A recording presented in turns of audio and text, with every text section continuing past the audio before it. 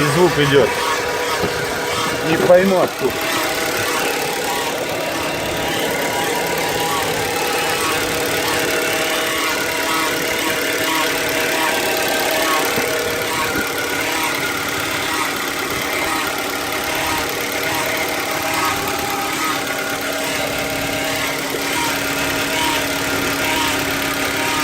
Коробка, что ли?